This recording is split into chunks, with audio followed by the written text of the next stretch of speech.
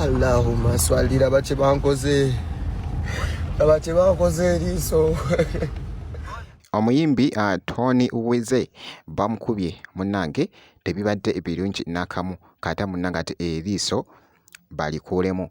Kakati nno agamba nti nno munnange ate ganga ya Pallaso nti yemukubye. Kakati nno entabwe evudde munnange ate ku mukazi, so ngenda kubeera nga mbikutuusaako ku maaso awo. Pallaso avuddeyoko yeeyongedde munnange ate okulaga wali bannabusoga kossa ne mwana mulenzi munnange ate Sony Wizi bakoze kolabo wali munnange ate okuva munnange ate e Busoga, bagambye nti no tufiira ku mmwe. Pallaso munnange ate nga omuyimbi munnange ate Alien Skin si birungi esayidi eno. Kakati nno ava kudiriitinga ennyimba ze ku YouTube oba video ze, so ngenda kubeera nga mbikutuusaako ku maaso awo.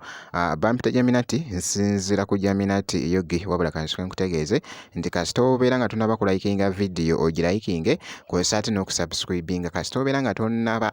Tony Wize agamba nti nno entabwe evudde munnange ate ku mukazi, naye nno engeri munnange ate gyatuuseemuko wali okubeera ng'ayisibwa bw'ati biibino abadde abinnyonnyola nga bw'ogezaako okulaba akatambi ako. Allahumma swalira bache bankoze eriiso. Dinako tuli mukujjawo motoka ati kati bana bauzaifa bamukubye bubi n'essimu ye kimanyi bagitutte. Esimu baade bazitutte, ezimu bazitutte, endala tugobyeko ne babakoze bazza. Oyo yennyini gwe tukutte oyo beba baade bali mu kutwala amasimu. Tuli mukujjawo tovaawo. Studio mulina okubanga mulina emiliyoni etya, emiliyoni emu at least zepandikira zisere zetandikirako okuwandiika oluyimba ne bagamba tewali buzibu kuwana ku ssimu, jangu wano ku studio. Kati wentuse ku studio bwenti ne parking emotoka yange ngezo olaba abavubuka bansalako nga baŋŋamba nti gwe otukwanira mukazi waffe. Ne kati webaŋŋambye bennyini nga bapalasa abavubuka mbamanyi naye nga ne Pallaso naye atera okunkubira ku ssimu ne tukola ki ne twogera nga naye ansaba ayagala kuwandiika nnyimba mu studio awo, era wennyini awe wabba wawe tutera okuwandiikira.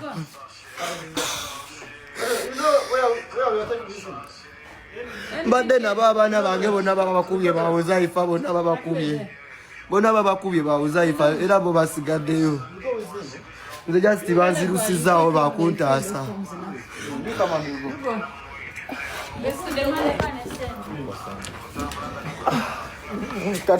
Kati ensi yonna egenda kutegeera ng'ebakubye. Nkugambye bw'atyo munnange ate bw'abadde afaanana wali mwana mulenzi munnange ate Tony Wize wali. Kakati nno nga nkongeddeyoko omuyimbi Pallaso bakoze kolabo ne mwana mulenzi munnange ate omusoga wali omuyite munnange ate Sony Wizi balina munnange ate akayimba wali ke babadde batestingiramu abantu wali live. Muganda wange Pallaso abadde akakasa, tunuuyira akatambi kaako.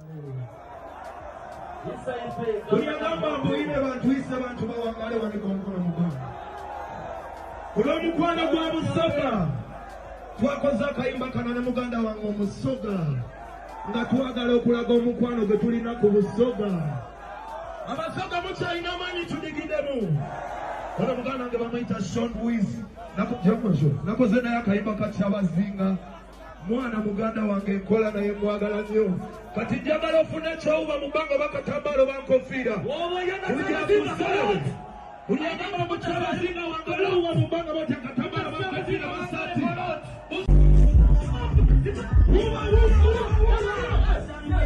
My friends wondering what's happening.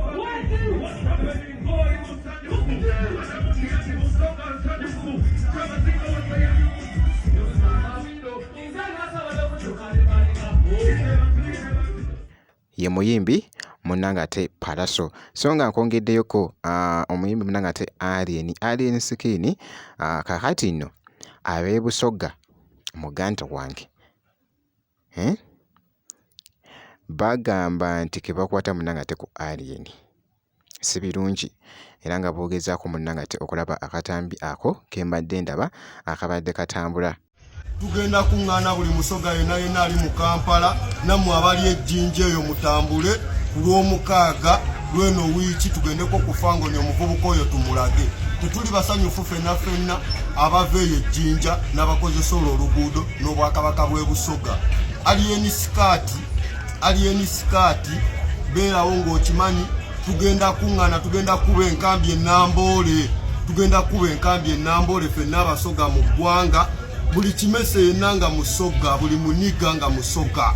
Tugenda kuŋŋaana ennamboole tukube enkambi, tugenda simbula ku ssaawa 2 tugende ku Fangoni tumulageko. Palaso bye yamulagako bitono, tugenda mulaga nti no fuli Jinja Road, tuva Jinja Road lutambula paka Kenya.